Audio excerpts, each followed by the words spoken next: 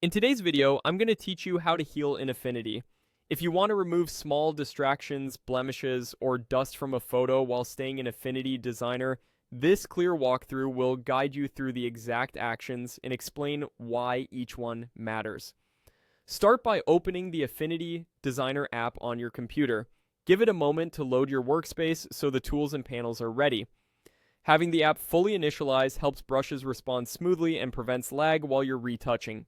Click on your image to make sure it's the active item on the canvas.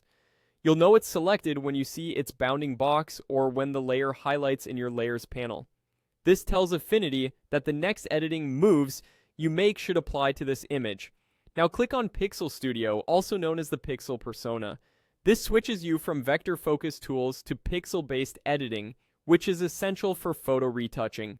Healing is a pixel operation, so this mode ensures your brush blends texture and color directly on the bitmap.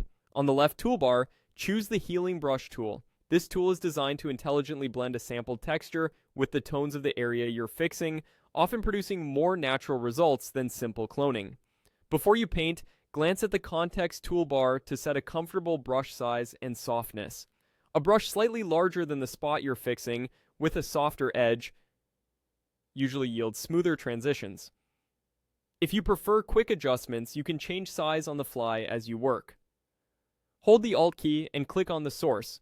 This means you're sampling a clean area that has a similar texture, color, and lighting to the place you want to repair.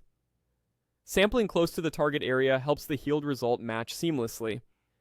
If the scene changes in tone or pattern, take a fresh sample nearby so the texture stays believable. Finally, brush the area you want to heal. Use short, controlled strokes and let the tool blend the sample detail into the flaw. Work along contours and edges carefully so lines, pores, or fabric weaves remain consistent.